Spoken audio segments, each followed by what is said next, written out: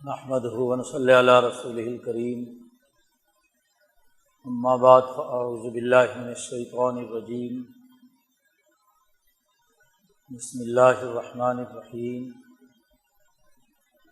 قال اللہ تبارک و تعالی: فلولا کان من القرون من قبلکم اولو بقیۃ ینہون عن الفساد فی الارض الا قلیلا ممن انجینا واتبع الذین ظلموا ما اترفوا فیہ وکانوا مجرمین۔ وقال النبی صلی اللہ علیہ وسلم: من رأى منکرا فلیغیرہ بیدہ ومن لم یستطع فبلسانہ ومن لم یستطع فبقلبہ وذلک اضعف الایمان۔ وقال النبی صلی اللہ علیہ وسلم: لا تزال طائفة من امتی قائمین علی الحق لا یضرهم من خالفهم۔ وقال النبی صلی اللہ علیہ وسلم: كانت بنو اسرائیل تسوسهم الانبیاء كلما هلك نبی خلفہ نبی آخر الا لا نبی بعدی سیکون خلفاء فیکثرون۔ صدق اللہ مولانا العظیم و صدق رسولہ النبی الکریم۔ معزز دوستو، کتاب مقدس قرآن حکیم اقوام عالم کے حقائق واضح کر کے انسانی معاشرے میں قوموں کی ترقی کے اصول بڑی وضاحت کے ساتھ بیان کرتا ہے۔ کتاب مقدس قرآن حکیم میں گزشتہ قوموں کے واقعات بڑی تفصیل سے بیان کیے گئے ہیں، اور ان کا مقصد یہ ہے کہ ان واقعات کے تناظر میں ہر زمانے کی ہر قوم اپنے گرد و پیش کے حالات کا تجزیہ کرے، عبرت حاصل کرے، اور اپنے رویے اور اپنے اعمال درست کرنے کے لیے اپنے تئیں خوب جد و جہد اور کوشش کرے۔ یہ واقعات و قصص محض قصہ اور کہانی کے طور پر بیان نہیں کیے گئے، بلکہ ان واقعات کا علمی، فکری اور عملی طور پر قرآن حکیم تجزیہ کرتا ہے، ان کی تحلیل کرتا ہے، اور ان واقعات سے بنیادی نتائج اخذ کرتا ہے۔ قوموں کی تاریخ کے مطالعے کی دعوت دیتا ہے،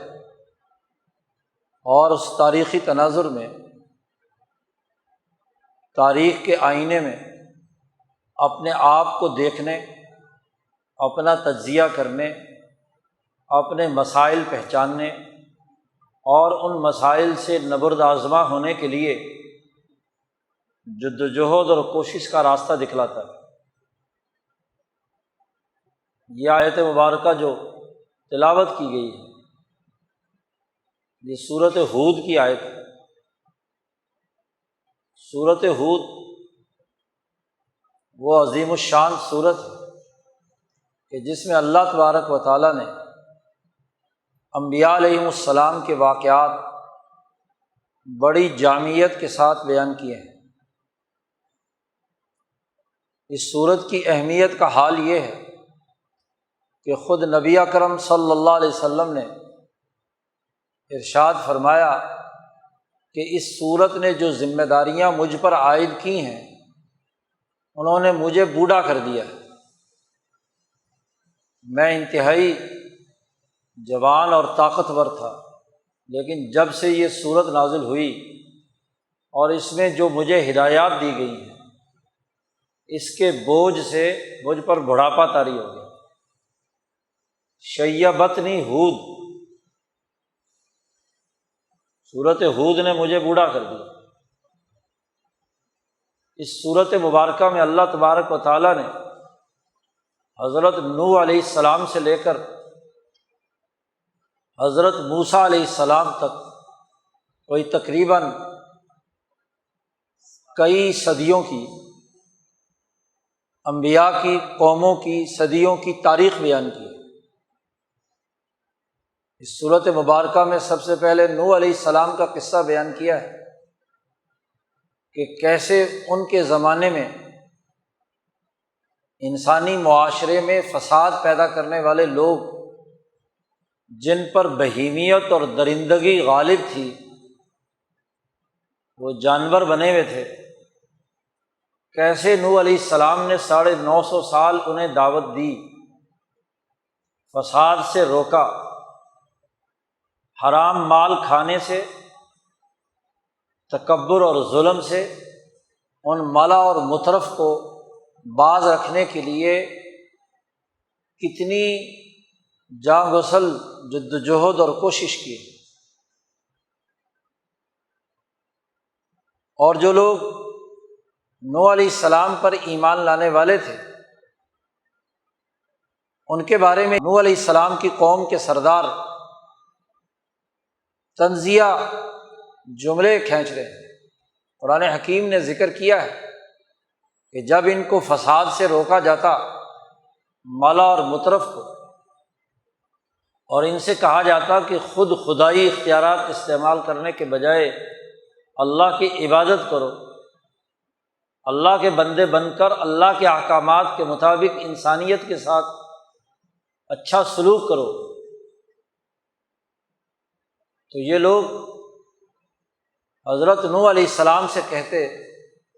کہ آپ ان غریب اور کمزور لوگوں کے حقوق کی بات کیوں کرتے ہیں؟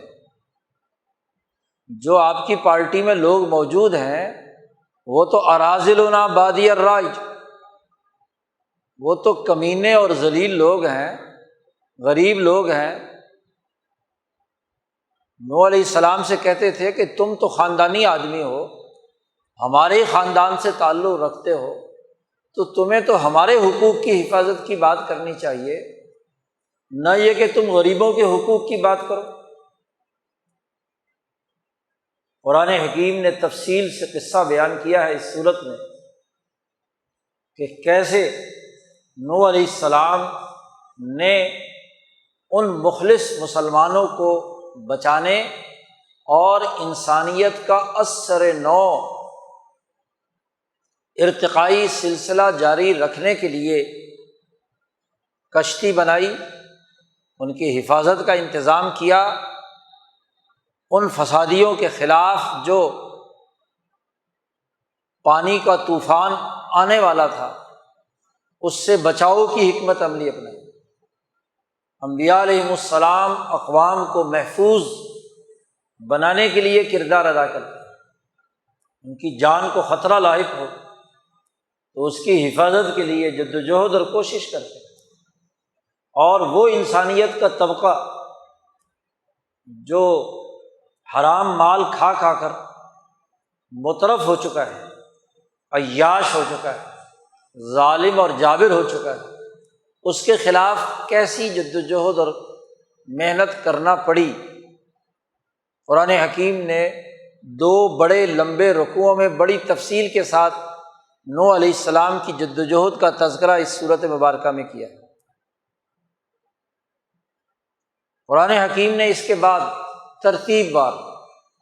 نوح علیہ السلام کے بعد کا زمانہ ہود علیہ السلام کا ہے، قوم عاد کا ہے، تو اس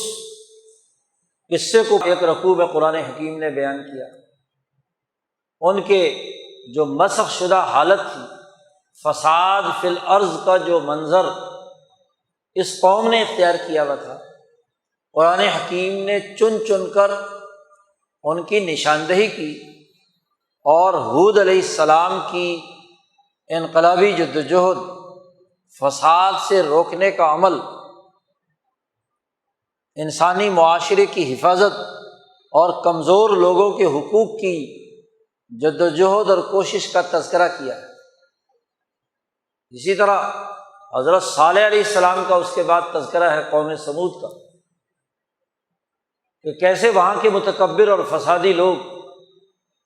انسانی حقوق توڑتے ہیں، اللہ کی نافرمانی کرتے ہیں، زمین پہ خدا بنے بیٹھے ہیں، حکمرانی کو خدائی کے طور پر دیکھتے ہیں، اپنے آپ کے بارے میں دعویٰ کرتے ہیں کہ ہم سے بڑا کون ہے،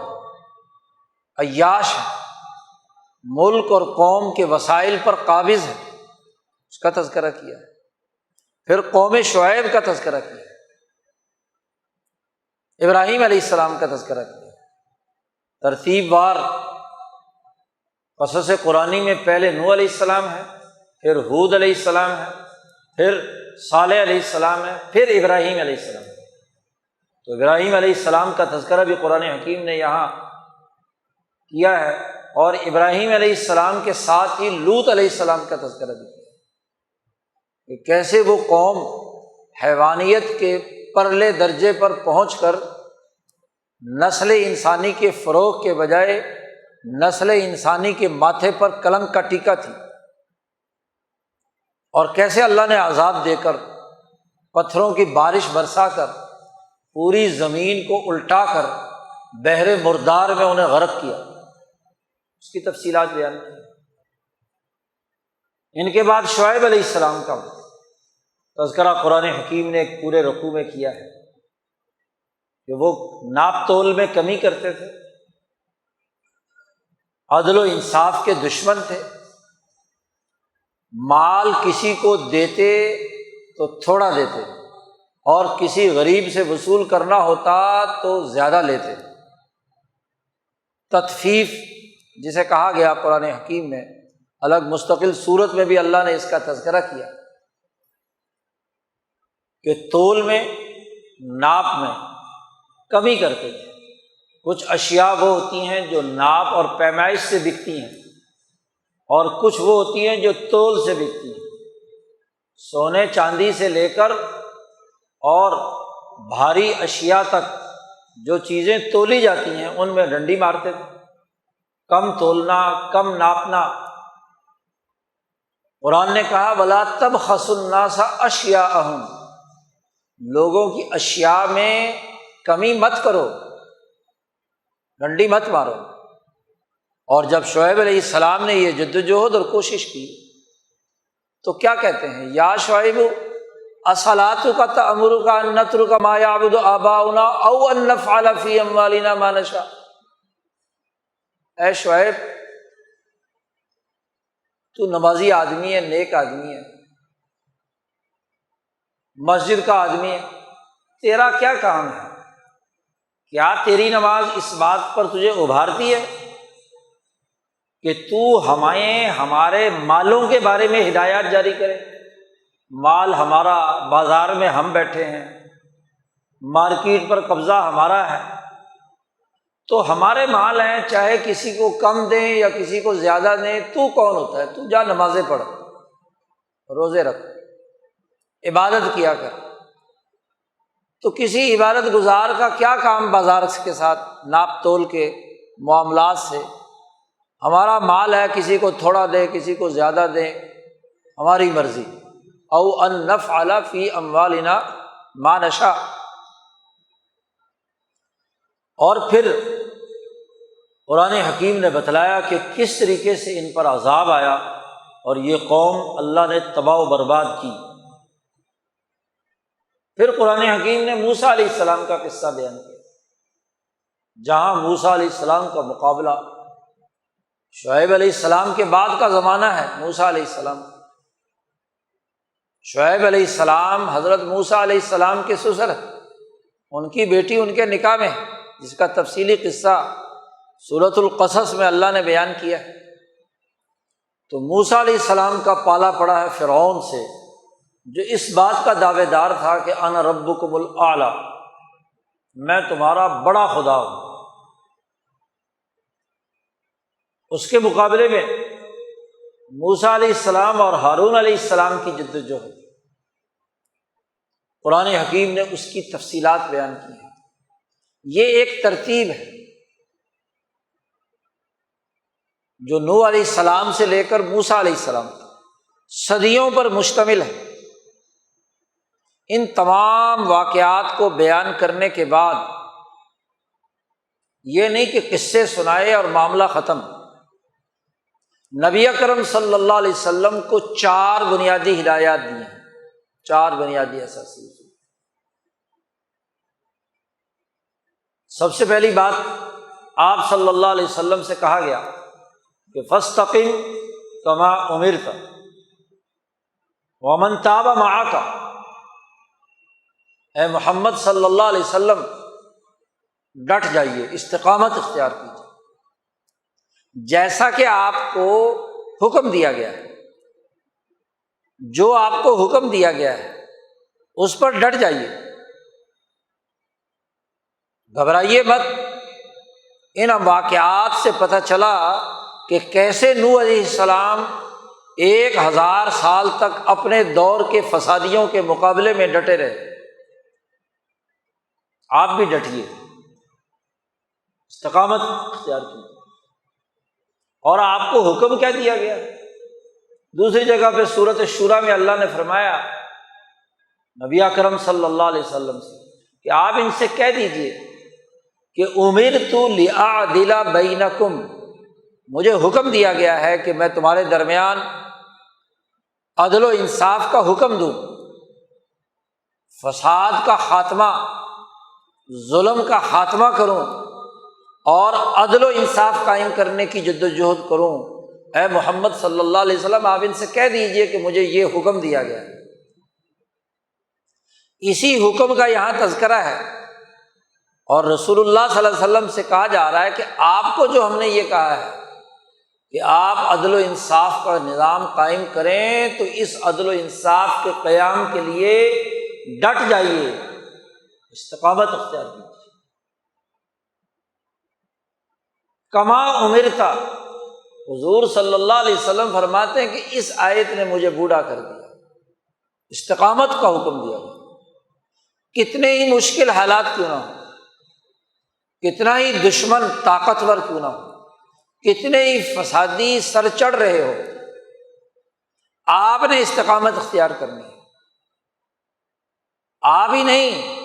ومن تاب معک، اور وہ لوگ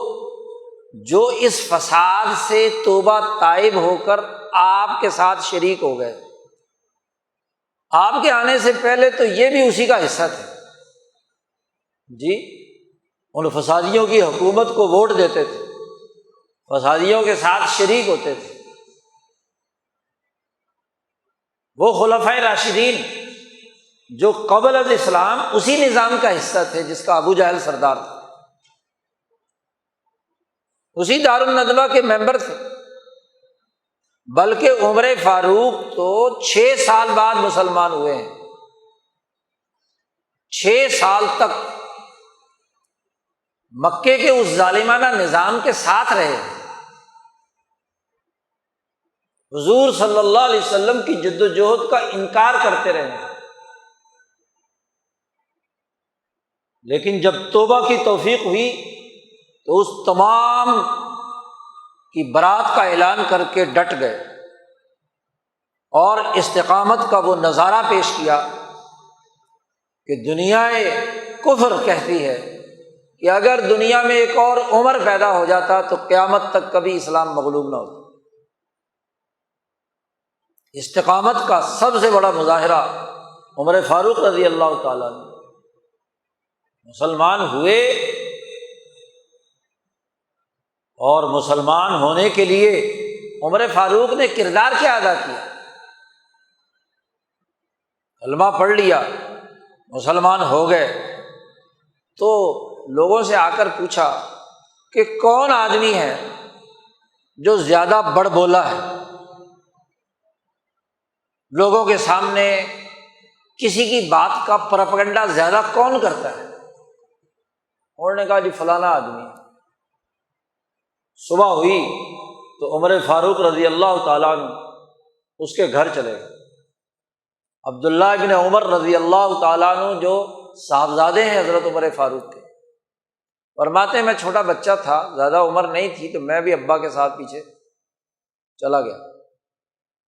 وہاں جب پہنچے تو اس کے سامنے جا کر کہا، او سن، اشہد ان لا الہ الا اللہ، میں گواہی دیتا ہوں کہ اللہ کے علاوہ کوئی خدا نہیں اور محمد رسول اللہ اللہ کے رسول ہیں۔ اس نے جیسے ہی عمر فاروق سے یہ بات سنی، وہ وہاں تو کچھ نہیں بولا، فوراً اس نے جوتے پہنے گھر سے نکلا اور دوڑتا ہوا تقریباً پہنچا حرم میں جہاں لوگوں کا مجمع تھا، عمر فاروق بھی اس کے پیچھے پیچھے۔ وہاں جا کر کعبہ کے سامنے کھڑے ہو کر اس نے کہا، لوگوں سنو، یہ عمر جو ہے نعوذ باللہ کیا ہے، بے دین ہو گیا، صابی ہو گیا۔ یہی پروپیگنڈا کرتے تھے مکے والے۔ تو عمر فاروق رضی اللہ تعالیٰ عنہ نے کہا، او لوگوں، یہ جھوٹ بولتا ہے، میں دیندار ہو گیا، بے دین کیسے ہو گیا؟ میں کہتا ہوں اشہد ان لا الہ الا اللہ و اشہد ان محمد رسول اللہ۔ تو ایسا بندہ تلاش کیا کہ جو باقاعدہ حرم میں جا کر کیا ہے، اعلان کرے۔ عبداللہ ابن عمر رضی اللہ تعالیٰ عنہ کہتے ہیں کہ جیسے ہی عمر فاروق نے یہ اعلان کیا تو وہ مکے کے سارے سردار چڑھ دوڑے عمر فاروق پر، وہ پٹائی کی کہ کچھ نہ پوچھو۔ اور عمر فاروق بھی چونکہ دلیر اور بہادر تھے، انہوں نے بھی اکیلے سب کا مقابلہ کیا، جو بھی سامنے آیا اس کو کیا، انہوں نے جو ان کے پاس تھا بازو ہاتھ خوب، انہوں نے بھی پٹائی کی، انہوں نے بھی پٹائی کی۔ لڑتے 10-11 بج گئے، صبح شروع ہوئے 4-5 گھنٹے۔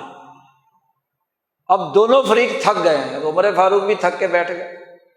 لیکن ان لوگوں نے چاروں طرف سے گھیرا ڈال رکھا اور دھمکیاں ایک دوسرے کو لگا رہے۔ عمر فاروق نے کہا کہ کاش میرے ساتھ 40 آدمی اور ہوتے نا، تو میں تم تمام کو کیا یہاں سے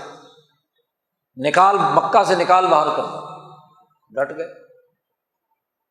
تو استقامت کا حال دیکھیں، مکی صورت ہے نا، فاستقم کما امرت ومن تاب معک، جنہوں نے توبہ کی ہے وہ بھی ڈٹ جاؤ تم سب لوگ۔ اور اگلا جملہ فرمایا، ولا تطغوا، نافرمانی مت کرو، سرکشی مت کرو، جو تمہیں ہدایت دی گئی ہے ڈٹ جانے کی وہ ڈٹ جاؤ، پیچھے مت ہٹو۔ اور پھر ساتھ ہی کہہ دیا، نہ تو خود سرکشی کرو، اور ساتھ ہی کہہ دیا ولا ترکنوا الی الذین ظلموا فتمسکم النار۔ اے محمد صلی اللہ علیہ وسلم، آپ اور آپ کی پوری جماعت جو توبہ تائب کر کے آپ کے ساتھ آئی ہے، ان کو معمولی سا بھی اپنا رجحان ظالموں کی طرف نہیں ظاہر کرنا۔ رکون کہتے ہیں جھکنے کو، کسی کی طرف اپنا میلان ظاہر کرنا۔ کسی بھی ظالم پارٹی کی طرف تمہارا میلان نہیں ہونا چاہیے۔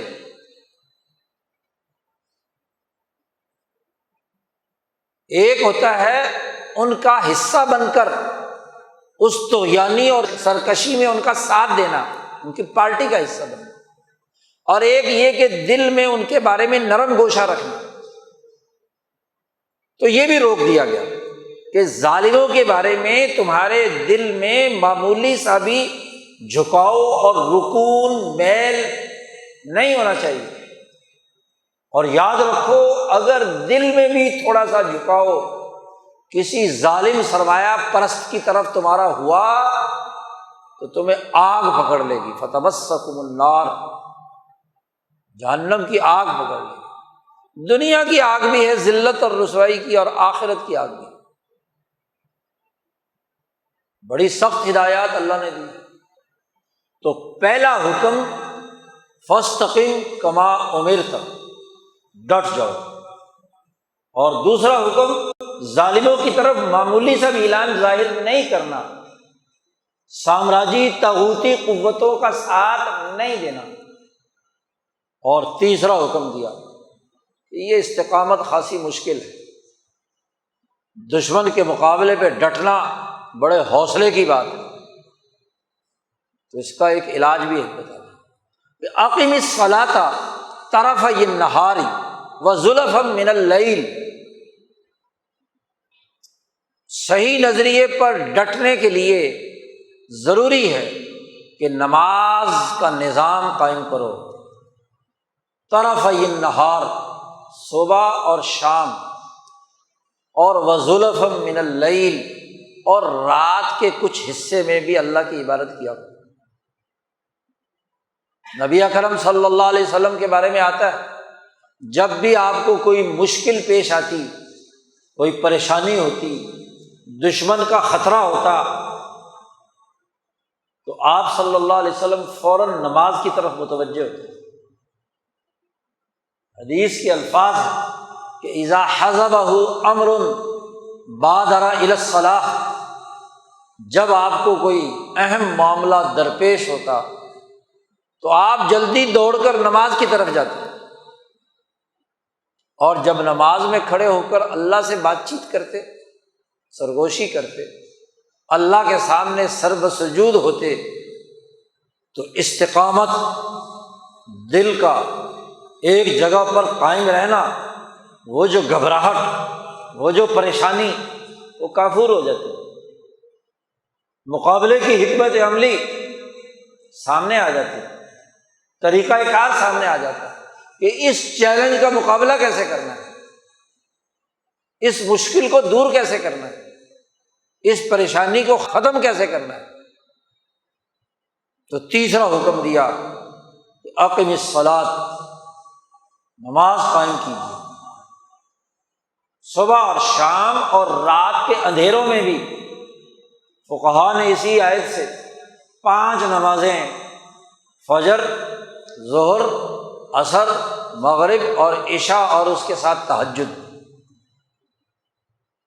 ان نمازوں کا استنباط اسی آیت سے کیا کہ استقامت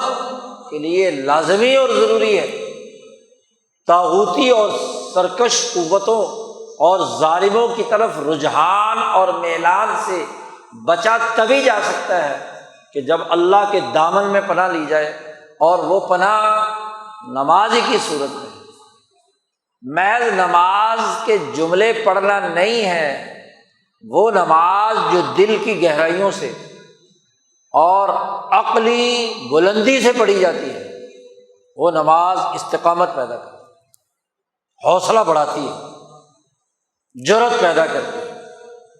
طاقت اور قوت پیدا کرتی ہے دشمن کے مقابلے میں۔ اور پھر چوتھا حکم دیا رسول اللہ صلی اللہ علیہ وسلم کہ وَاصْبِرْ، ڈٹ جائیے، صبر کیجیے۔ تکلیفیں آتی ہیں نا، تو جب بھی دنیا سے فساد کے خاتمے کی جدوجہد کی جاتی ہے، مشکلات آتی ہیں، پریشانیاں آتی ہیں، تو کیا ہوا؟ آپ اپنے نظریے سے منحرف نہیں ہوں گے۔ صبر تو معنی ہے رک جانا، ڈٹ جانا، استقامت اختیار کرنا۔ اور یہ صبر 3 حوالوں سے ہوتا ہے۔ دشمن 3 طرح کے وار کرتا ہے، یا خواہشات ابھارے گا، مفادات ابھارے گا، مصیبتیں مسلط کرے گا، اور جو اللہ نے احکامات دیے ہیں ان سے بچلانے کی کوشش کرے گا۔ تو تینوں سے روکا گیا۔ وَاصْبِرْ، صبر کیجیے، مطلب صبر علی الطاعات، نیکیوں پر ڈٹ جائیے، بس جو اللہ نے حکم دیا ہے، خدا پرستی اور انسان دوستی کا، عدل و انصاف قائم کرنے کا، استقامت کا، نماز پڑھنے کا، عبادات کا، ان طاعات پر ڈٹ جانا، رک جانا، اس سے سرے منہ انحراف نہ کرنا۔ اسی طرح صبر عن المعاصی، دوسری قسم کہ جن جن چیزوں سے اللہ نے روکا ہے، ناپ تول کی کمی سے، ظلم سے، انسان دشمنی سے، بد اخلاقی سے، حسد کینہ بغض عداوت سے تو اس سے رک جانا، کوئی لالچ کوئی خواہش کوئی مفاد مارا جائے لیکن کسی چکر میں نہیں پڑنا، اس کے مقابلے کی پوری جدوجہد اور کوشش کرنا ہے۔ اور تیسری بات جو مفسرین نے لکھی کہ صبر علی المصائب، دشمن مصیبتیں مبتلا کرے گا، مقابلہ کرے گا، جیلوں میں ڈالے گا، تکلیفیں دے گا، مصیبتیں مسلط کرے گا، روٹی روزی بند کرنے کی کوشش کرے گا، تو کیا ہوا؟ ڈٹ جائیے، صبر علی المصائب، مصائب کو برداشت کیجیے۔ شیب ابی طالب میں رسول اللہ صلی اللہ علیہ وسلم 3 سال بھوک پیاس برداشت کرتے ہیں، تکلیف میں، کانٹے بچھائے جاتے ہیں، برا بھلا کہا جاتا ہے، جادوگر مجنون نہ جانے کیا کیا شاعر جیسے جھوٹے الزامات لگائے جاتے ہیں، بے دین اور کافر کہا جاتا ہے۔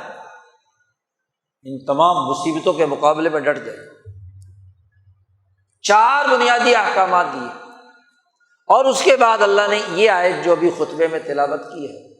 پوری صورت بیان کرنے کے بعد فا سے بات شروع کی ہے، فلولا کان من القرون من قبلکم، امت محمدیہ کو 4 باتوں پر ڈٹنے کے تناظر میں یہ بات کہی جا رہی ہے کہ فلولا کان من القرون من قبلکم، اے محمد صلی اللہ علیہ وسلم، اے مسلمانوں، تم سے پہلے یہ جو صدیاں گزری ہیں، یہ جو امتیں گزری ہیں، قومیں گزری ہیں جن کا ہم نے ذکر کیا، ایک صدی میں نوح علیہ السلام، اس کی چند صدیوں بعد 200-250-300 سال کے بعد ہود علیہ السلام، پھر صالح علیہ السلام، پھر صدیوں بعد ابراہیم علیہ السلام، پھر صدیوں بعد آگے شعیب علیہ السلام، پھر موسیٰ علیہ السلام۔ یہ جو فلولا کان من القرون، قرن کہتے ہیں زمانے کو بھی جماعتوں کو بھی، اور زمانہ 100 سال یا 120 سال کم و بیش ہو تو اس کو عربی زبان میں قرن کہتے ہیں، ایک صدی۔ تو یہ جو صدیاں گزری ہیں، اور اگر کہا جائے تو ان صدیوں میں جو امتیں گزری ہیں، قومیں گزری ہیں، اقوام گزری ہیں، تو اے لوگو تم سے پہلے یہ جو صدیاں گزری ہیں، فلولا کان من القرون من قبلکم، کیوں نہیں ہوئے؟ لولا یہاں حلہ کے معنی میں، کیوں نہیں ہوئے تم سے پہلی ان صدیوں میں ایسے لوگ اولو بقیت، عقل مند، صاحب شعور، حق و باطل میں تمیز کرنے والے، یا ایسے افراد کہ جن میں خیر یا نیکی یا سچائی کی کوئی رمق باقی تھی، کیونکہ جب فساد فی الارض سوسائٹی میں ہوتا ہے تو چند ہی لوگ باقی رہ جاتے ہیں جن کی طبیعت میں نیکی ہوتی ہے، کچھ عقل و شعور کی بات کرتے ہیں، ورنہ تو سب کے سب اس ظلم و فساد کے ریلے میں بہہ کر حکمرانوں کے ایجنٹ اور آلہ کار بن کر اس بہتی گنگا میں ہاتھ دھوتے ہیں، لوٹ مار کرتے ہیں، وہی فساد مچاتے ہیں۔ کچھ لوگ ہوتے ہیں جو کچھ باقی رہ جاتے ہیں، اولو بقیتن، ایسے باقی رہ جانے والے لوگ جو صاحب فہم، صاحب شعور ہوں، فہم بھی رکھتے ہوں، علم بھی رکھتے ہوں، عقل بھی رکھتے ہوں۔ تو ایسے عقل مندوں نے جن میں کچھ رمق باقی تھی، کیوں ان فسادیوں کو نہیں روکا؟ ینہون عن الفساد فی الارض، یہ انہوں نے کیوں نہیں روکا اپنی سوسائٹی میں فساد پیدا کرنے والوں کو؟ ینہون عن الفساد فی الارض، خود تو وہ نیک رہے،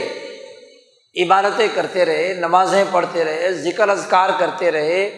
اپنے گھر میں بیٹھ کر عقل و شعور کی باتیں کرتے رہے،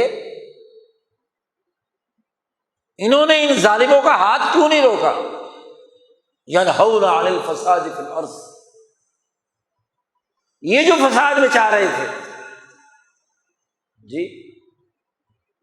قوم نوح، قوم عاد، قوم ثمود، قوم ابراہیم، قوم شعیب، قوم موسیٰ، انہوں نے کیوں نہیں روکا؟ اگر یہ روکتے، کوئی عقل مند مقابلے پر آتے، تو شاید ان کے اوپر وہ عذاب نہ آتا جو پتھروں کی صورت میں، طوفان نوح کی صورت میں، اسی طریقے سے دریائے نیل میں غرق کرنے کی صورت میں، تو شاید یہ عذاب سے بچ جاتے۔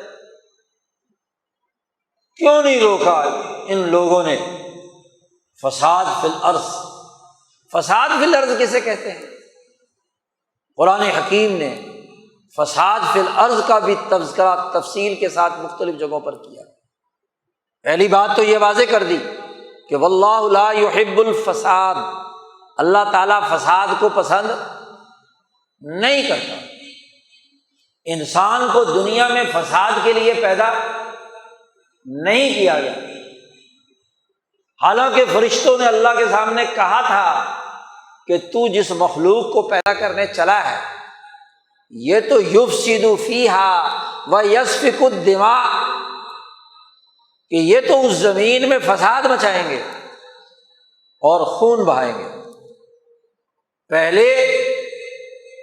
عمومی بات کی، فساد مچائیں گے، جانی، مالی، ہاں جی، سماجی، قومی، بین الاقوامی، سارے فساد مچائیں گے، اور ان فسادوں میں سے خاص فساد کا فرشتوں نے بعد میں تذکرہ کیا کہ یہ انسانی خون بہائے گا۔ فساد کا تعلق تین چیزوں سے ہوتا ہے انسانی معاشروں میں، جس کو نبی اکرم صلی اللہ علیہ وسلم نے خطبہ حجۃ الوداع میں بیان کر دیا۔ انسانی جان، اس کا خون، دماغ۔ نبی اکرم صلی اللہ علیہ وسلم نے فرمایا الا ان دماءکم حرام، تمہارا خون محترم ہے، اور جو اس خون کا احترام نہیں کرتا، انسانی خون کا، وہ فسادی، فساد فی الارض مچاتا۔ دوسری بات فرمائی اموالکم، تمہارے مال، تمہاری محنت اور مشقت سے کمایا ہوا مال، یہ بھی محترم، اور ایسے ہی محترم ہے جیسے خانہ کعبہ محترم ہے، جیسے ذی الحج کا مہینہ محترم ہے، ایسے ہی محترم۔ اور جو انسانی مال لوٹے ناپ تول میں کمی سے، چھین کر، چوری کر کے، ڈاکہ ڈال کر، یہ بھی فساد فیلا۔ اسی لیے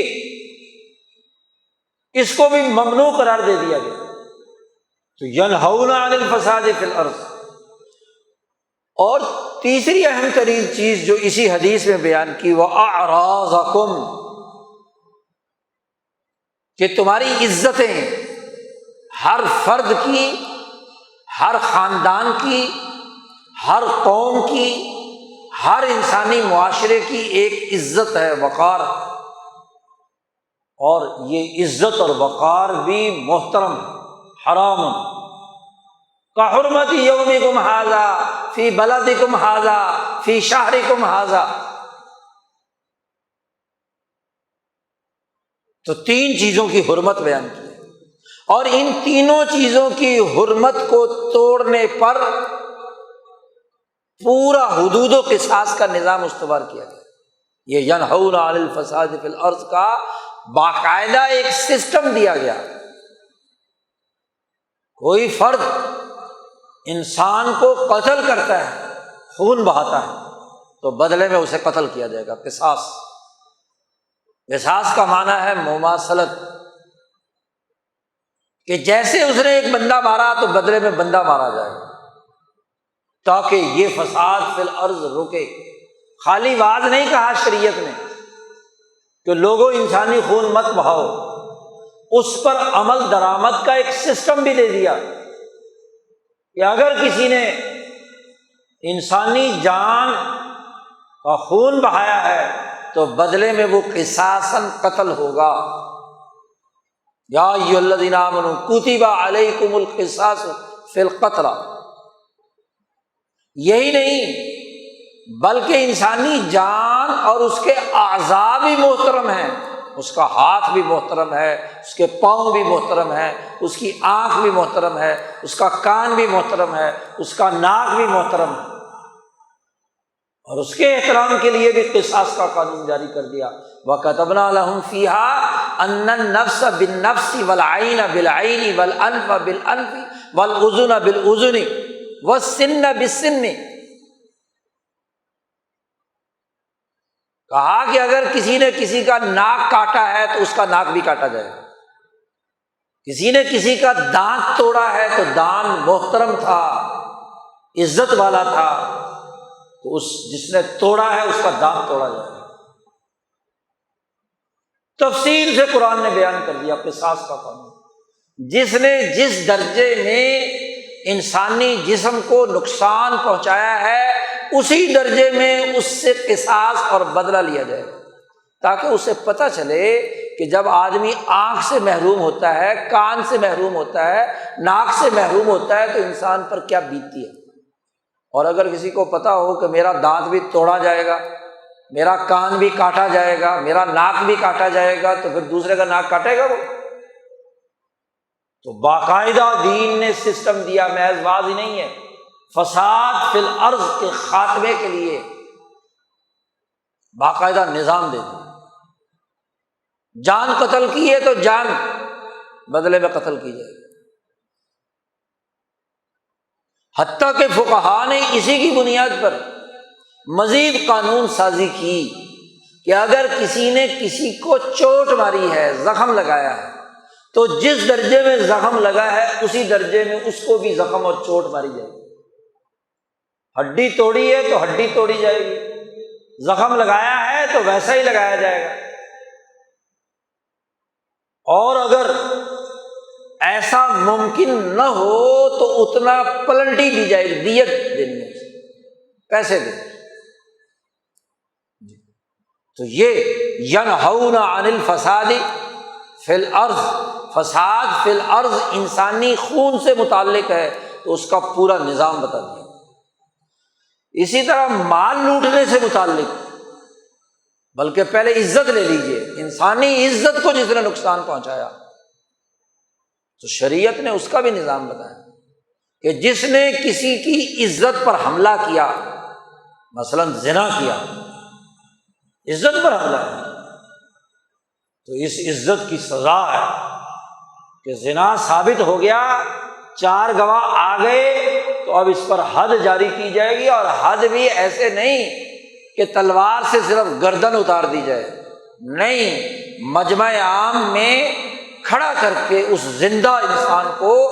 پتھر برسائے جائیں گے، اس پر اتنے برسائے جائیں، سب لوگ برسائیں، عورتیں، بچے، مرد، تاکہ اس جرم سے نفرت ہو، کسی کی عزت کو سلب کرنے کا پتہ چلے کہ کتنا بڑا جرم ہے۔ ایک دفعہ قتل کر دینے سے تو بس بعد معاملہ ختم ہو گیا، سنسار کیا جائے گا، رجم کیا جائے گا، تاکہ ہر آدمی کے دماغ میں بات بیٹھ جائے، پتھر کھانا آسان ہوتا ہے، اتنی تکلیف ہوتی ہے، لیکن پتھر برسائے جائے، اس کو جان سے مار دے، وہ اس قابل نہیں ہے، جانور ہے کہ وہ انسانی معاشرے میں رہے، اس کو تو نیست و نابود ہو جانا چاہیے، کیونکہ فساد فی الارض مچا رہا ہے۔ اسی طرح کسی نے کسی پر تہمت لگائی ہے، قذف، اس کے لیے بھی باقاعدہ قانون بنا دیا ہے، ینہون عن الفساد فی الارض۔ کسی کی عزت سے کھیلا ہے، تہمت لگاتا ہے، تو تہمت پر بھی حد ہے، کوڑے لگائے جائیں گے، 80 کوڑے، جھوٹا الزام لگانا ہے، کسی پر زنا کا اگر الزام لگایا ہے تو 80 کوڑے، اور اگر اور الزامات لگائے ہیں تو جس درجے کی عزت کو نقصان پہنچا ہے اسی درجے کے کوڑے لگائے جائیں، سزا دی جائے۔ حد ہو یا تعزیر ہو۔ یہ کوئی مذاق ہے کہ کسی انسان کی عزت سے کھیلا جائے؟ اور جب کسی پر جھوٹا الزام لگا دیا جائے، جھوٹا پروپیگنڈا کر دیا جائے، تو وہ تو کسی کو منہ دکھانے کے قابل، بعد میں کہتے رہو کہ جی جی غلطی ہو گئی جی معافی دے دو۔ معافی کس بات کی؟ عزت تو اجڑ گئی کسی خاندان پر، کسی قوم پر، کسی نسل پر، کسی فرد پر۔ تو خاندان کی عزت، قوم کی عزت، وقار، اس کی عزت کا جو دشمن ہے اس کو سزا دی جائے۔ صرف زبانی کلامی واعظ نہیں ہے کہ جی کسی کی عزت پامال مت کرو۔ نبی اکرم صلی اللہ علیہ وسلم کو جب حکم دیا گیا تھا کہ جو آپ کو حکم دیا گیا اس پر ڈٹ جائیے، استقامت، تو استقامت کی عملی شکل باقاعدہ نظام بنایا۔ اسی طرح مال کو محترم قرار دیا، تو کسی کے مال پر کوئی نقصان کرتا ہے اس کی ممکنہ شکلیں چوری ہو سکتی ہے، ڈاکہ ہو سکتا ہے، دونوں کی الگ الگ سزا مقرر کر دی۔ چوری کی ہے تو ہاتھ کاٹ دو۔ جس ہاتھ نے کسی انسانی مال کو جو محفوظ جگہ پر رکھا ہوا تھا توڑ کر لے آیا تو سزا، ہاتھ کاٹ دیا جائے۔ اس ہاتھ نے یہ خواہش کیسے کی کہ دوسرے کی محنت و مشقت کی محفوظ کمائی کو چھین لے، اس کے اکاؤنٹ میں سے پیسے نکال لے، اس کے گھر میں نقب لگا کر پیسے نکال لے؟ فساد فی الارض کو روکنے کا باقاعدہ قانون بنا دیا، ڈاکہ ڈالا ہے۔ قطاع الطریق، قرآن نے پوری آیات نازل کر کے سزا مقرر کی کہ جو راستہ چلتے ہوئے مسافروں کا راستہ روک کر بسیں لوٹتا ہے، سواریاں لوٹتا ہے، اور اس لوٹ کھسوٹ میں اگر بندہ بھی مار دیتا ہے تو جس درجے کا جرم ہوا ہے اسی درجے کی سزا۔ چور جو محفوظ سامان اٹھا کر لے کر گیا ہے اس کا تو ایک ہاتھ کاٹا جائے، لیکن جس نے ڈاکہ بھی لگایا ہے، مال بھی لوٹا ہے، تو پاؤں سے چل کر گیا ہے نا وہاں راستہ روکنے کے لیے، رستہ گیر ہے، اس کا پاؤں بھی کاٹا جائے، دایاں ہاتھ کاٹا جائے گا، بایاں پاؤں کاٹا جائے۔ قرآن نے کہا من خلاف، ان کے ہاتھ کاٹ دو، پاؤں کاٹ دو، من خلاف۔ اور وہ اس قابل نہیں ہے کہ انسانی سوسائٹی میں رہے، ینفع من الارض، نکال باہر کر، سزا مقرر۔ اور اگر بندہ بھی مارا ہے تو پہلے ہاتھ پاؤں کاٹ کر سزا دی جائے گی، اور اس کے بعد اگر اس نے بڑا جرم کر کے کئی انسانوں کو مارا ہے تو سولی چڑھایا جائے، او یصلب او یقتل، اچھی طرح قتل کیا جائے۔ اور اچھی طرح قتل کا عمل خود نبی اکرم صلی اللہ علیہ وسلم نے کیا، جنہوں نے ڈاکہ زنی کی تھی سرکاری مال پر۔ سرکاری مال کوئی مشترکہ مال تو نہیں ہوتا جو مرضی لوٹ لے، سرکاری مال کی سخت ترین سزا دی۔ سرکاری مال چرا کر وہ عرینیین لے کر جا رہے تھے، پکڑے گئے، ڈاکو، بندہ بھی مارا تھا انہوں نے، نبی اکرم صلی اللہ علیہ وسلم نے سخت ترین سزا دی، ہاتھ پاؤں کاٹے، آنکھوں میں لوہے کی سلاخیں گرم کر کے ڈلوائیں، اندھا کر دیا انہیں، اور حرۃ المدینہ میں لٹا، پتھروں کے اوپر سخت ترین گرمی میں پھینک دیا۔ پانی مانگتے تھے تو پانی لینے سے منع کر دیا۔ اسی حالت میں تڑپ تڑپ کر قتلوا، قتل کر دیا گیا، مار دیا گیا۔ جو رحمت للعالمین ہیں، لیکن فساد فی الارض روکنا ہے، زمین کا فساد، کہ سرکاری مال لوٹا اور سرکاری اہلکار کو قتل کیا، اجتماعیت کا مال تھا، اس کی سخت ترین سزا قرآن حکیم کی اس آیت کی روشنی میں عملاً حضرت محمد مصطفیٰ صلی اللہ علیہ وسلم نے کر کے دکھائی۔ تیسری قسم غصب ہے، کسی کی زمین پہ قبضہ کر لیا، جائیداد پر قبضہ کر لیا، اور دن دہاڑے غاصب، چور تو چھپ کر واردات کرتا ہے، اور غاصب بھرے مجمع میں سب کے سامنے دیدہ دلیری کے ساتھ، اور وہ وہی ہوتا ہے جو مالی طور پر طاقتور ہو اور حکومتی طور پر بھی طاقتور ہو، وہی غاصب ہوتا ہے۔ زمین پر قبضہ کر لینا، جائیداد پر قبضہ کر لینا، مکان پر قبضہ کر لینا، مال سب کے سامنے لوٹ کر لے جانا، تو اس کی بھی الگ سے سزا مقرر ہے۔ آپ دیکھیے کہ مالی معاملات جن میں ہیں، جہاں بھی فساد کا امکان تھا، اس کو بھی اللہ نے روکا، اس کے لیے بھی سسٹم بنایا۔ یہ ہے ینہون عن الفساد فی الارض۔ رسول اللہ صلی اللہ علیہ وسلم سے جب یہ کہا جا رہا ہے کہ کیوں نہیں یہ جو پچھلی قومیں گزری، ان کے کچھ باقی رہ جانے والے عقل مند ایسا نظام کیوں نہیں بنایا انہوں نے کہ وہ فساد فی الارض سے روکتے، خون بہانے والوں کے مقابلے میں اس فساد کو روکنے کا نظام بناتے جی، عزتوں سے کھیلنے والوں کو عبرتناک سزا کا نظام بناتے، مال لوٹنے والے چوروں، ڈاکوؤں، قاتلوں کو قرار باقی سزا دیتے۔ کیوں نہیں کیا ایسا کام؟ حلّا، تمہارے سے پہلی قوموں نے یہ حرکت، جرم اور فساد فی الارض مچا رہے تھے، ان سے روکنے والے نہیں تھے، کیوں نہیں روکا؟ قرآن نے اس سے استثناء کیا ہے، الا قلیلا ممن انجینا منہم، بہت تھوڑے سے لوگ تھے، قلیلا، بہت تھوڑے سے لوگ تھے۔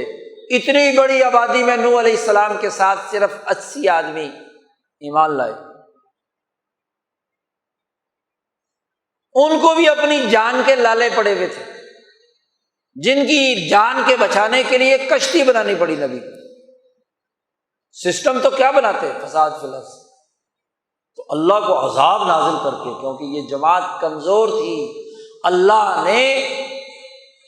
انتقام لینے کے لیے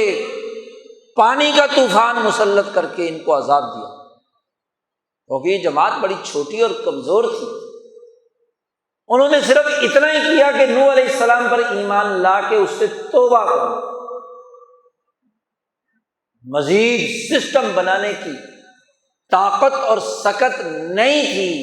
اس لیے اللہ پاک نے نوح علیہ السلام سے کہا کہ وَاصْنَعِ الْفُلْكَ بِأَعْيُنِنَا، ہماری آنکھوں کے سامنے بیٹھ کر تو کشتی بنا ان کی بقا کے لیے، کیونکہ اس وقت خطرہ نسل انسانی کی بقا کا ہے۔ قوم ہود اور قوم صالح کے بھی چند لوگ تھے جو ان انبیاء پر ایمان لانے والے ہیں، باقی سب کے سب کیا ہے؟ اس فساد فی الارض کا حصہ بنے۔ تو سسٹم کیا بننا تھا؟ زیادہ سے زیادہ زبان سے روکا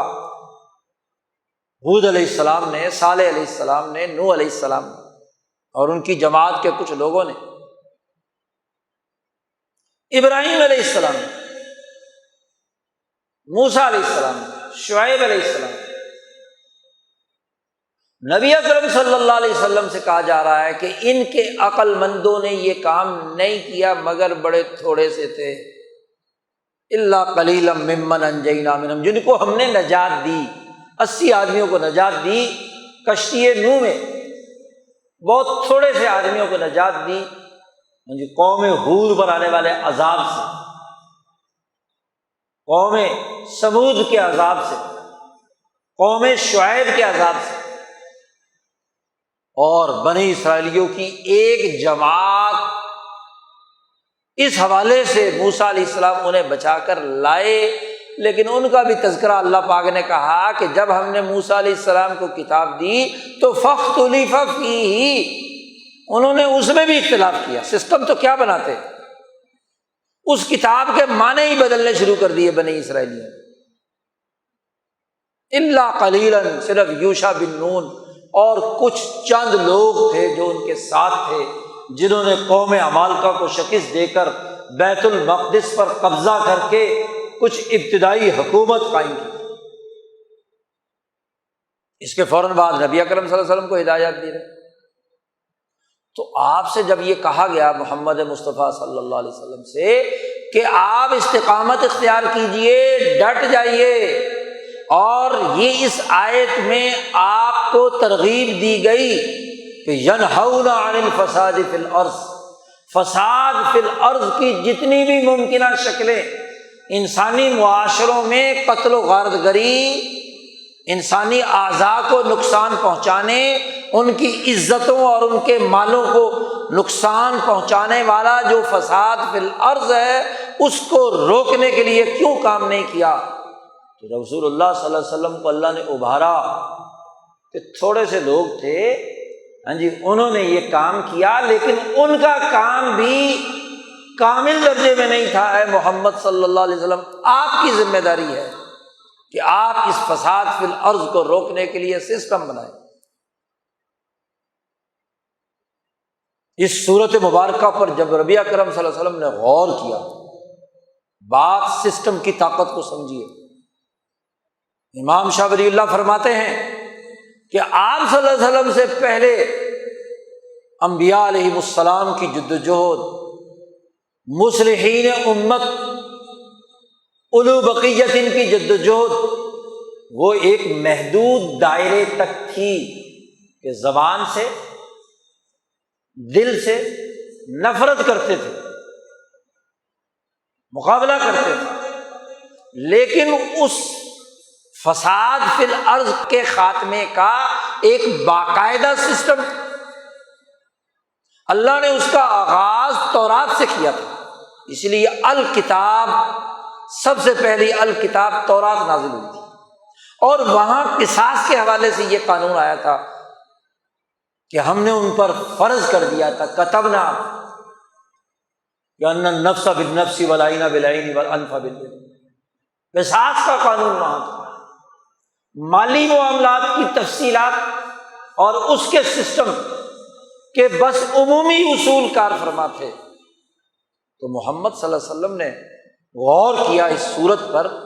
کہ اس صورت کے نتیجے میں مجھ پر جو ذمہ داریاں عائد کی گئی ہیں کہ فساد فی الارض سے روکنے پر مجھے ابھارا جا رہا ہے کہ پہلے لوگوں کی عقل مندوں نے یہ کام کیوں نہیں کیا، اس کا مطلب یہ کہ مجھے کرنا چاہیے نا، ورنہ اس آیت کا کوئی اور مطلب نہیں ہے۔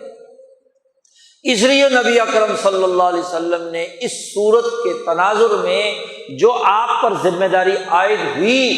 اس ذمہ داری کو پورا کرنے کے لیے نظام حکومت استوار کیا، سیاسی طاقت پیدا کی، استقامت، پارٹی کی سیاسی طاقت، کیونکہ سیاسی طاقت کے بغیر کسی کا ہاتھ کاٹا جا سکتا ہے، کسی کو فساد بالارض سے روکا جا سکتا ہے، جہاد کے بغیر کسی ظالم حکومت، انسان دشمن حکومت کا مقابلہ کیا جا سکتا ہے، اور وہ بھی کل انسانیت کا۔ جی، آپ صلی اللہ علیہ وسلم نے فرمایا کہ پچھلے انبیاء کا جہاد اور لڑائی زیادہ سے زیادہ اپنے قوم کے قومی نظام تک تھی، اور مجھے جو ذمہ داری دی گئی وہ بین الاقوامی تمام اقوام عالم کی۔ تو عالمی انقلاب برپا کرنے کا سسٹم، اس کے اصول، اس کی جدوجہد صرف اور صرف حضرت محمد مصطفیٰ صلی اللہ علیہ وسلم کا تھا۔ کتنی بڑی ذمہ داری تھی! اس ذمہ داری کو آپ نے فساد فی الارض کے خاتمے کا ایک سسٹم بنا دیا، سیاسی طاقت پیدا کی، مدینہ میں ریاست بنائی، اور اس کے تحت یہ نظام قائم کیا کہ چور کا ہاتھ کٹے، زانی پر حد جاری ہو، ڈاکہ زنی کرنے والے کے اوپر سزا کا نفاذ ہو، عزتوں سے کھیلنے والے کو 80 کوڑے لگائے جائیں، وغیرہ وغیرہ وغیرہ۔ مال کی حفاظت کی، جان کی حفاظت کی، بلا تفریق، رنگ، نسل، مذہب، اس کا نظام بنایا، انسانیت کی حفاظت کی، اسی آیت کے تناظر۔ اسی لیے نبی اکرم صلی اللہ علیہ وسلم نے فرمایا کہ جو آدمی کسی سوسائٹی میں منکر یعنی فسادیوں کو دیکھتا ہے، فساد فی الارض کرنے والے مفسدین کو دیکھتا ہے۔ من رآ منکرا فلیغیرہ بیدہ، طاقت، یا ہاتھ سے مراد صرف انفرادی طور پر خود جا کر اس کا گلا پکڑ لینا نہیں ہے، یا ہاتھ سے مراد وہ سسٹم ہے، وہ طاقت ہے، وہ نظام حکومت ہے جس ہاتھ سے، ہاتھوں کی طاقت سے اس فسادی کا باقاعدہ قانون کی صورت میں قرار واقعی سزا دینا۔ اس مجرم، کوئی کہے کہ جی یہاں تو کہا گیا ہے کہ من رآ منکرا فلیغیر بیدہ، اپنے ہاتھ سے، اور نہیں تو گھسن مارے، مکہ مارے۔ ہاں اگر طاقت ہے تو ٹھیک ہے، لیکن یدہ کو آپ ذرا جوڑیں حلف الفضول کے ان الفاظ کے ساتھ جس میں نبی اکرم صلی اللہ علیہ وسلم نے 20 سال کی عمر میں قریشیوں کی اس جماعت کے ساتھ بیٹھ کر یہ قسم اٹھائی تھی کہ باللہ لنکونن یدا واحدا مع المظلوم علی الظالم، اللہ کی قسم ہم ایک متحدہ ہاتھ ہیں۔ تو ایک اکیلا ہاتھ، اور اگر ریاست کا ہاتھ ہو، جی حکومت کا ہاتھ ہو، تو مکے کے سردار جو مکے کا نظام حکومت چلا رہے ہیں وہ سب مل کر ایک ہاتھ بن رہے ہیں، تو حکومت کا ہاتھ ہوتا ہے نا، اسی حدیث سے معلوم ہے۔ تو یہاں من رآ منکرا فلیغیرہ بیدہ، ید کی طاقت حکومت کی طاقت، یہ نہیں کہ ہر آدمی انفرادی طور پر سزا دینا شروع کر دے، خود ہی الزام لگائے، خود ہی کیا ہے منصف ہو، خود ہی کیا ہے شہادتیں برداشت کرے، اور خود ہی اپنے خیال کے مطابق جس نے کوئی منکر کیا ہے اس کی پٹائی شروع کر دے، قتل و غارت گری، کیونکہ حدیث میں آیا ہے۔ حدیث کے سمجھنے کے لیے بھی عقل چاہیے، ساری حدیثوں کو جمع کریں گے تو ید کا مطلب سمجھ میں آئے گا نا۔ اور حضور صلی اللہ علیہ وسلم نے فرمایا خدا کی قسم عبداللہ ابن جدعان کے گھر یہ جو معاہدہ ہوا تھا، اگر مجھے آج بھی مدینہ میں رہتے ہوئے آپ صلی اللہ علیہ وسلم فرماتے ہیں کوئی آج بھی مجھے اس معاہدے سے پھرنے کی کوشش کرے اور اس کے لیے مال و دولت کے انبار لگا دے تو میں معاہدہ نہیں توڑوں گا، میں اس عہد پر قائم۔ یہی ید اور یہی ہاتھ تو حضور صلی اللہ علیہ وسلم نے حکومت کے ذریعے سے، حکمران کا ہاتھ، اس کے پیچھے ریاست کے لاکھوں انسانوں کا ہاتھ ہوتا ہے۔ جب میثاق مدینہ کیا اور مدینے کے ہر مسلم غیر مسلم شہری نے رسول اللہ صلی اللہ علیہ وسلم کو اپنا حکمران مان لیا، اور آپ صلی اللہ علیہ وسلم جو کام کریں گے تو اس کے پیچھے مدینے کے تمام 10,000 انسان جو میثاق مدینہ کے وقت موجود تھے ان کا ہاتھ حضور کے ہاتھ کے پیچھے ہے کہ نہیں؟ یہ ہے یدی، یہ ہے ہاتھ کی طاقت اور قوت۔ چنانچہ حضور صلی اللہ علیہ وسلم وہاں چوروں کے ہاتھ کٹوا رہے ہیں، زانیوں کو سزا دلوا رہے ہیں، ڈاکوؤں کو کیا ہے قرار واقعی سزا جو اللہ نے مقرر کی ہے اس کو نافذ کر رہے ہیں، فساد فی الارض کے خاتمے کے لیے قانون سازی کر رہے ہیں، کیونکہ حکومتی رٹ ہے، حکومت کو پائمال کر کے تو کوئی کام نہیں ہو سکتا، تو انارکی پیدا ہو جائے گی۔ ہر آدمی کہے گا کہ حدیث میں آ گیا ہے کہ جی بس جو برائی دیکھو ہاتھ سے روکو، تو تم ہاتھ استعمال کرو گے، وہ بھی وہی حدیث پڑھ کر تمہارے اوپر وہ ہاتھ استعمال کرے گا، تو فساد فی الارض پیدا ہوگا یا فساد فی الارض کا خاتمہ ہوگا؟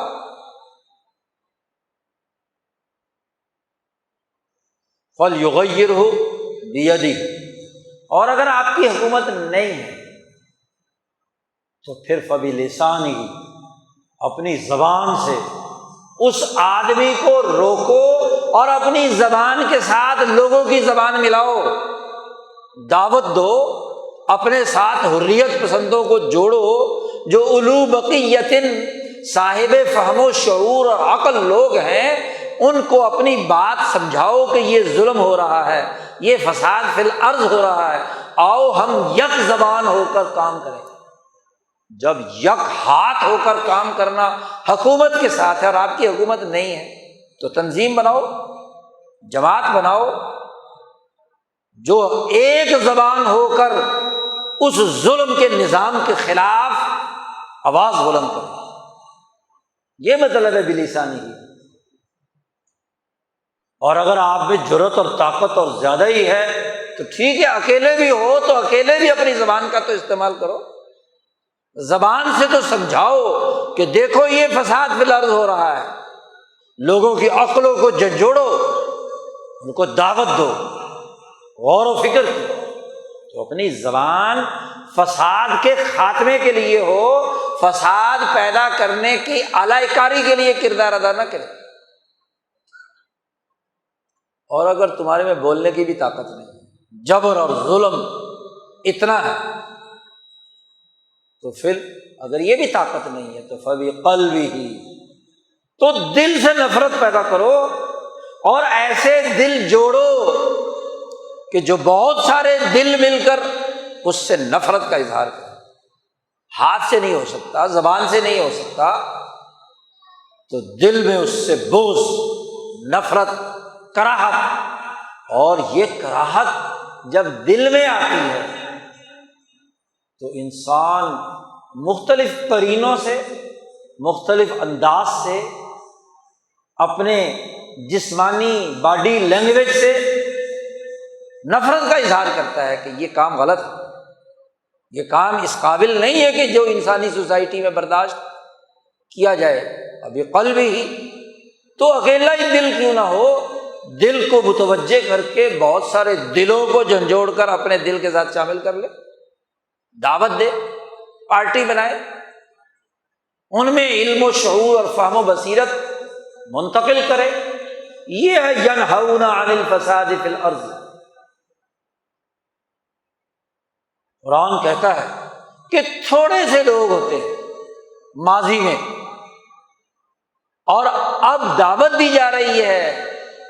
مفسرین کہتے ہیں کہ اس آیت میں امت محمدیہ کو جھنجھوڑا گیا ہے کہ وہ فساد فی الارض سے روکنے کے لیے جدوجہد اور کوشش کے، ماضی کی تاریخی تجزیے کے بعد کہ کیوں نہیں ماضی میں تم سے پہلے لوگ ایسے صدیوں میں گزرے کہ جو عقل و شعور کی بنیاد پر فساد کا راستہ روکتے، اور اگر انہوں نے نہیں روکا تو ابھارا جا رہا ہے کہ او امت محمدیہ کے لوگوں، تم تو اٹھو، تم تو اس فساد فی الارض کے مقابلے پہ آؤ۔ اور پھر فرمایا اللہ نے وَاتَّبَعَ الَّذِينَ ظَلَمُوا مَا أُتْرِفُوا۔ حقیقت یہ ہے کہ ظالم لوگ اتباع کرتے ہیں اس کی جو وہ حرام خوری میں مبتلا ہیں۔ اترفو، تنعم بالحرام، حرام مال لوٹ کر، لوگوں کا خون بہا کر، قتل و غارت گری کر کے جو دنیاوی لذتوں میں مبتلا ہیں، عیاشیوں میں مبتلا ہیں، مترفین ہیں، ترفع ہے۔ اور اس کی وضاحت گزشتہ سے پیوستہ جمعہ میں کی تھی کہ التنعم بالحرام، رفاہیت میں آدمی کے پاس نعمتیں ہوتی ہیں، اچھا کھانا، اچھا پہننا، اچھی سواری، اچھا مکان وغیرہ وغیرہ وغیرہ، اس کو کہتے ہیں رفاہیت، ترفع۔ اگر تو اپنی محنت اور مشقت سے اور جائز اور حلال طریقے سے یہ نعمتیں حاصل کی ہیں تو نعمتیں ہیں، اور ان نعمتوں کا اظہار ہونا چاہیے۔ اما بنعمت ربک فحدث، تیرے رب کی جو نعمتیں ہیں ان کا شکریہ ادا کر۔ لئن شکرتم لازیدنکم، قرآن اس کو برا بھلا نہیں کہتا، لیکن وہ نعمتیں، وہ مالداری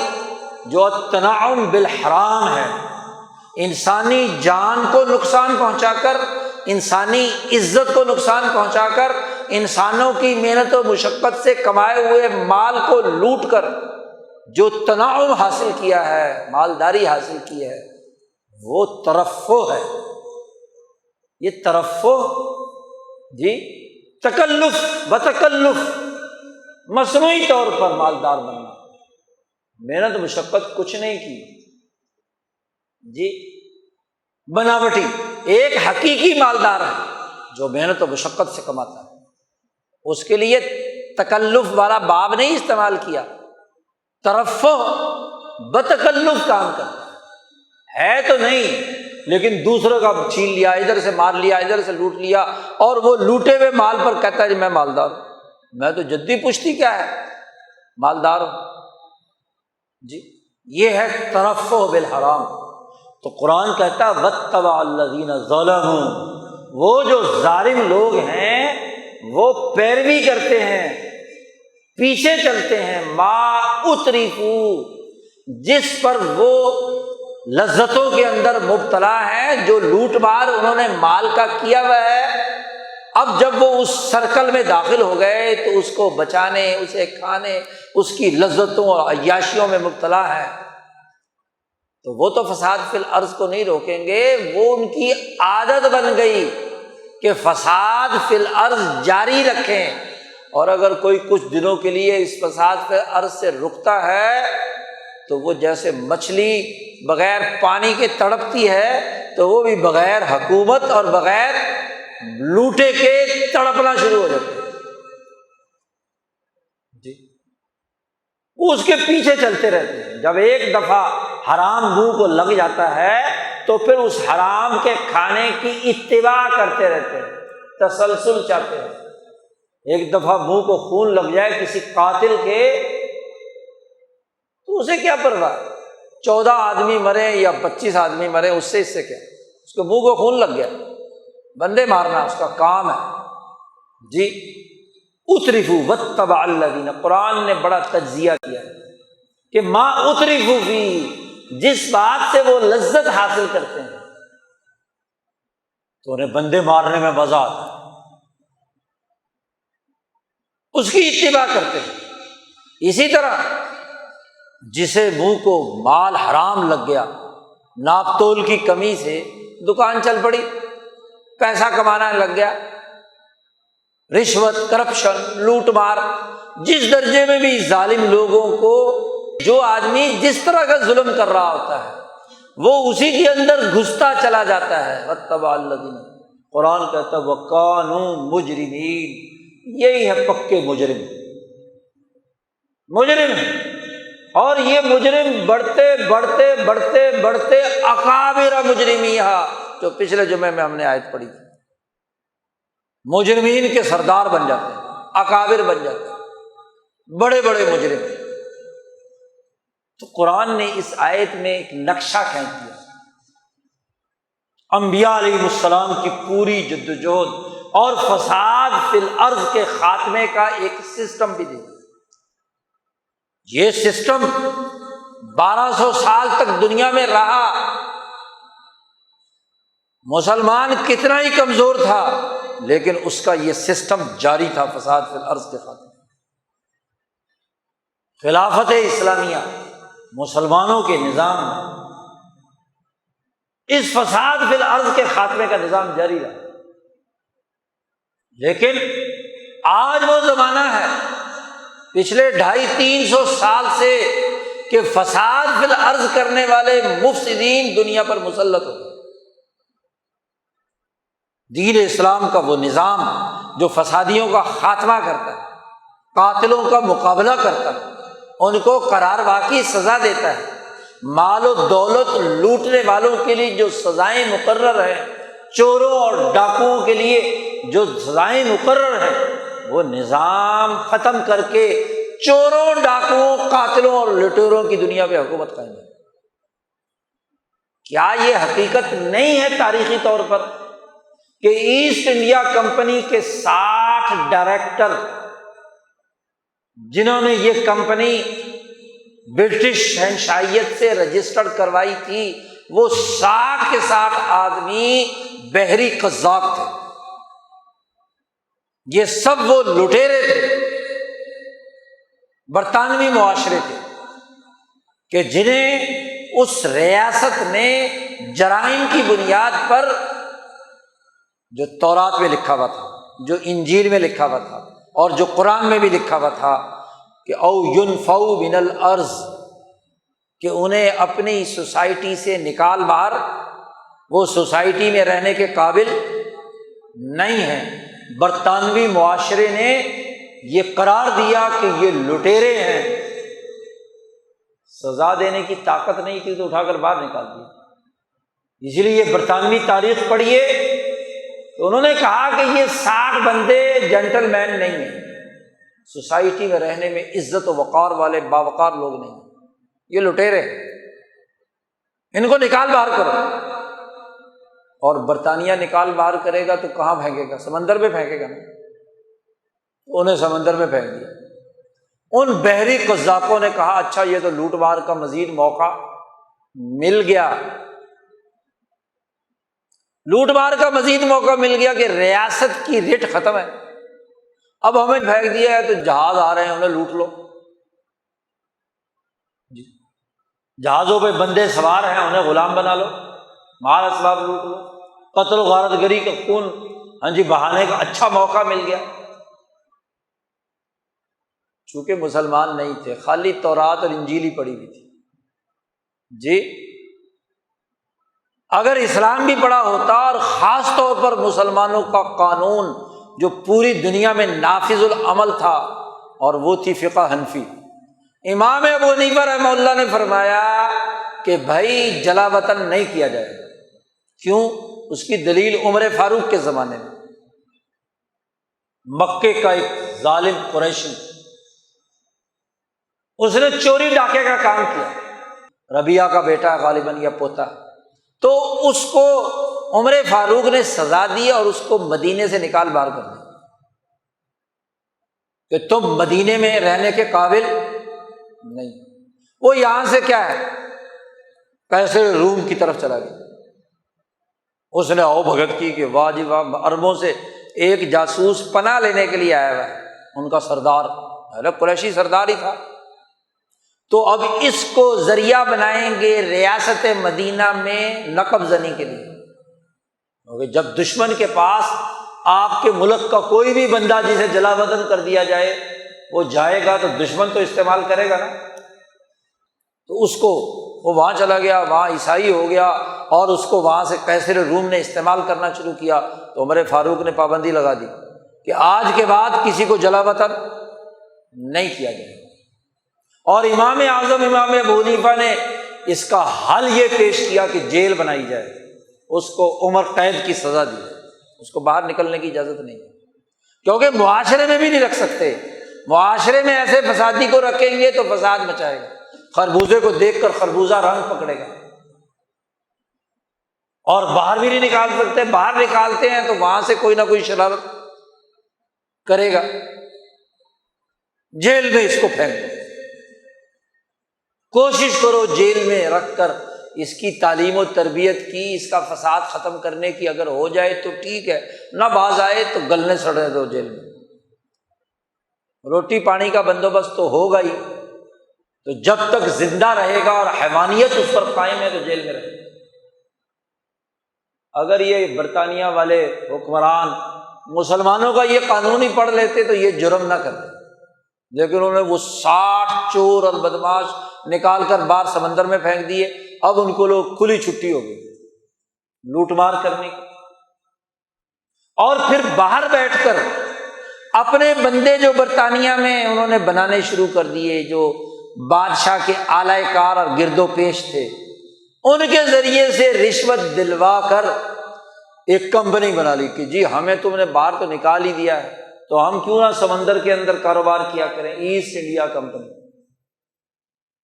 اور جب دربار میں یہ بحث ہوئی کہ یہ تو چور اور ڈاکو ہیں، ان کو تجارت کا لائسنس کسے دیا جا سکتا ہے، تو 60 کروڑ پاؤنڈ یا 60 لاکھ پاؤنڈ اس بادشاہ کو، حکمران کو، جس سے چارٹر لیا تھا منظوری کا، اور وہ جو اسمبلی کے ممبران تھے، خریدنے کا عمل سب سے پہلے وہیں ہوا تھا، ان کو پیسے دے کر کیا ہے چارٹر لے لیا تاجر ہونے کا، کہ بادشاہ نے ان کو تجارت کا لائسنس دیا ہے، تو سب سے پہلا فراڈ کب ہوا تھا؟ فساد فی الارض کا، کہ خوشنما نام تاجر کا، ایسٹ انڈیا کمپنی تجارت کا کام کرے، جو بحری قزاقی کر رہے ہیں۔ تاجر کی ایک فطرت ہے جو حضور صلی اللہ علیہ وسلم کے زمانے میں بھی تھی، جس کو روکا گیا، کہ وہ چاہتا ہے کہ جو مال وہ خریدے یا اس کے پاس آئے، اول میں تو بغیر کسی پیسے کے ہو تو بہت ہی سبحان اللہ۔ اسی لیے قریشی لوگ جو ہے ڈاکہ زنی کرتے تھے، قافلے لوٹتے تھے، مفت کا مال آ گیا نا تو اب قیمت پر بیچو۔ اگر زیرو قیمت پر مال آ جائے تاجر کے پاس تو وارے نیارے ہو گئے کہ نہیں؟ تو یہ ظالمانہ تاجرانہ ذہنیت ہے وہ یہی کردار ادا کرتی ہے۔ تو رسول اللہ صلی اللہ علیہ وسلم نے اسی کو روکے ہوئے کہا کہ ایسی تجارت جو بغیر باہمی رضامندی کے کی جا رہی ہے وہ ناجائز اور حرام ہے، اس کا کھانا حرام ہے۔ قرآن نے کہہ دیا لا تاکلوا اموالکم بینکم بالباطل الا ان تکون تجارت عن تراض، ایسی تجارت جو باہمی رضامندی سے ہو، وہ تجارت جس کے اندر کیا ہے باہمی رضامندی نہیں ہے، لوٹ مار کا مال ہے، تو لائسنس تو لیا تجارت کا اور پھر کام کیا لوٹ مار کا۔ اب ادھر ادھر سے مال لوٹتے، اب لائسنس ملا ہوا ہے برطانیہ میں لا کر وہ لوٹ کا مال بیچتے، پرافٹ کماتے، کوئی اعتراض کرتا ہے تو اس کو ساتھ کمیشن بھی دے دیتے، کیونکہ فری میں دیا ہوا ہے، یہاں تو جتنے پیسے مل رہے ہیں لے لو۔ اور وہ لوٹ مار آگے بڑھی تو جناب پورا بحر اوقیانوس کراس کرتے ہوئے پھر وہ انہوں نے غلاموں کی تجارت شروع کر دی افریقہ میں، کیپ ٹاؤن سے ہوتے ہوتے لوٹ مار کرتے کرتے ہندوستان پہنچ گئے، اور لوٹ مار ہی کرتے کرتے کیا ہے امریکہ پہنچ گئے۔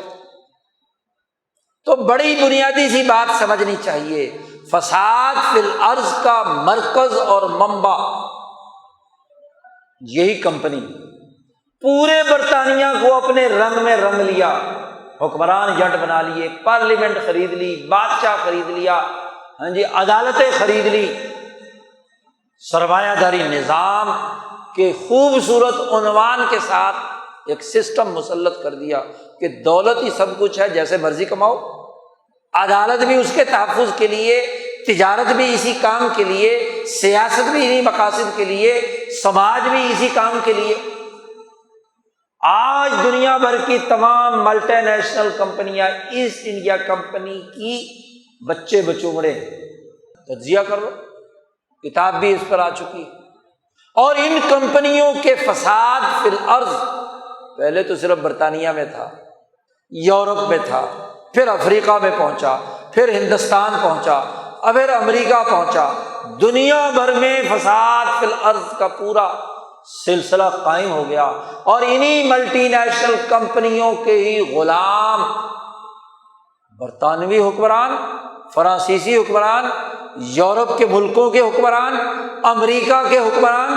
اور افریقہ اور یورپ اور پورا ہندوستان 200 سال ان کی غلامی کے ماتحت رہا۔ تو فساد فی الارض پوری دنیا میں ان سامراجی طاغوتی سرمایہ دار قوتوں نے مسلط کر دیا، اور جہاں بھی کچھ باقی اولو بقیت باقی رہ گئے ان کا قتل عام کیا۔ امریکہ میں قتل عام کیا گیا، افریقہ میں قتل عام کیا گیا، غلام بنایا گیا، ہندوستان بر عظیم پاک و ہند کے اندر حریت پسندوں کو قتل کیا گیا، آزادی کی تحریکات کو دبایا گیا، دھوکہ دہی کی گئی، فراڈ کیے گئے، ہر خطے کے حکمرانوں کو فساد فی الارض کے لیے اپنے ساتھ جوڑ لیا۔ واتبع الذین ظلموا ما اترفوا فیہ، کہ ظالم لوگوں نے پیچھے لگ کر اتباع کی ان کی جو سرمایہ پرستی کا، لوٹ مار کا، ترفع بالحرام کا، تنعم بالحرام کا نظام کی پیروی کر کے کانوا مجرمین، مجرم بن گئے۔ سیاست بھی جرم، نام نہاد جمہوریت، نام نہاد پارلیمنٹ، نام نہاد کانگریس، نام نہاد صدر، وزیر اعظم، کٹ پتلی، جو اترفوا فیہ، اس کے پیچھے چلنے والے۔ عدالت، نام نہاد عدالت ان کے لیے، ما اترفوا فیہ، جو وہ لوٹ مار کر رہے ہیں، عدالت اسی کام کے لیے، سیاست اسی کام کے لیے، بیوروکریسی اسی کام کے لیے، حکمران اسی کام کے لیے، صحافی اسی کام کے لیے، حتیٰ کہ مولوی اور پیر بھی اسی کام کے لیے، ان کو بھی اپنی پارٹی میں شامل۔ ما اترفوا فیہ، علماء اور اولیاء کا کام تو یہ تھا کہ وہ انبیاء کی وراثت کی بنیاد پر کردار ادا کرتے اور اس فساد فی الارض کو روکنے کے لیے جد و جہد اور کوشش کرتے، لیکن اولو بقیت ینہون عن الفساد فی الارض، انہوں نے یہ کام نہیں، حلا، کیوں نہیں روکا، کیوں یہ کام نہیں کیا؟ بجائے کام کرنے کے وہ انہی کی وزارتیں لے لے کر، انہی کی حکومتوں کی ایجنٹی کر کے، انہی کے نام کی پارٹیاں بنا کر ان کے لیے اعلی کاری کا کردار ادا کرنے لگے، جیسے یہودیوں کے علماء نے کیا، جیسے عیسائیوں کے علماء نے کیا۔ کمپنی بنی تو خود سرمایہ داری نظام کا بانی ایڈم اسمتھ نے ایسٹ انڈیا کمپنی کو سب سے ظالم حکومت قرار دیا، سب سے ظالم کمپنی قرار دیا۔ ایسی کمپنیوں کے خلاف اپنی کتاب میں سب سے پہلے اس نے تنقید کی، اس نے کہا دولت تو جمع ہونی چاہیے لیکن کسی قانونی، کسی تجارتی، کسی اخلاقی اصول پر۔ کمپنی جو لوٹ مار کر رہی ہے اس کو قانونی جواز کیسے فراہم کیا جا سکتا ہے؟ عجیب بات ہے کہ جس نے اس کمپنی کا سب سے پہلے آپریشن کیا اسی کا نام استعمال کر کے، اسی کے اصول اپنی لوٹ کھسوٹ کے لیے استعمال کر کے کیپٹلزم کا پورا نظام مسلط کر دیا۔ بھائی اس نے تو اگر کہا بھی تھا تو کیپٹل کی طاقت، بلکہ کیپٹل تو اس کے زمانے میں آیا ہی نہیں تھا، وہ تو پہیے کی ایجاد کے بعد اگلے مرحلے میں داخل ہوا جی۔ اس وقت تو تجارتی نظریہ زر، مرکنٹائلزم مسلط تھا،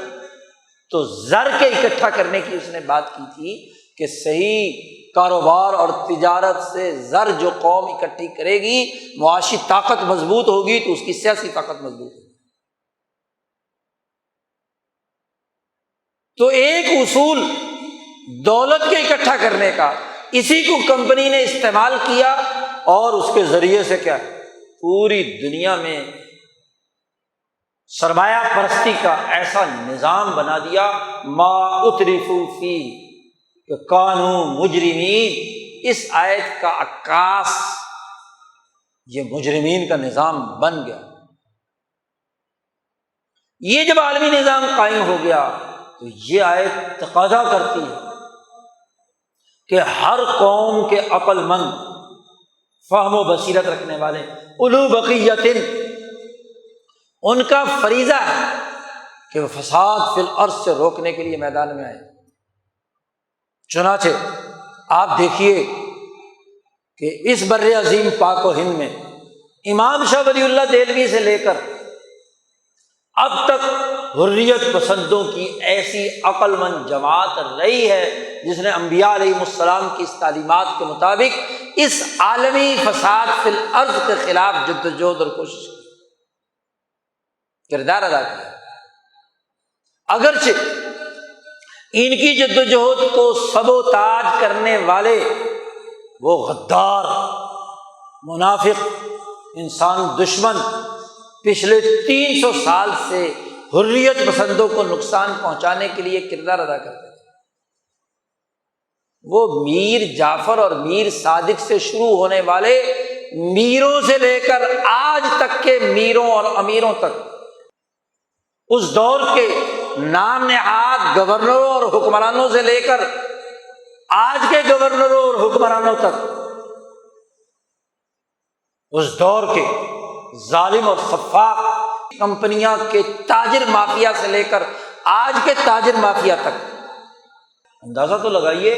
کہ یہ ینہون عن الفساد فی الارض کے لیے انہوں نے کردار ادا کیا کہ یا یامرون یا واتبع الذین ظلموا ما اترفوا کے لیے کردار ادا کیا۔ جائزہ لے لو، عقل مند بنو، اولو بقیت بنو، کوئی عقل کی رمق تمہارے دماغ میں باقی ہے، کوئی فہم و شعور کا کوئی ماشا تولہ تمہارے اندر موجود ہے، کوئی خیر کا کوئی پہلو تمہارے اندر موجود ہے، انسانیت کی کوئی رمق ہے، تو یہ آیت دعوت دیتی ہے کہ غور و فکر کرو کہ فساد فی الارض سے روکنے والے ہو یا واتبع الذین ظلموا ما اترفوا کی جماعت میں شامل ہو اور کانوا مجرمین کا حصہ ہو۔ تو مجرموں کو سمجھنا، ما اترفوا والے ظالموں کو سمجھنا، فساد فی الارض کی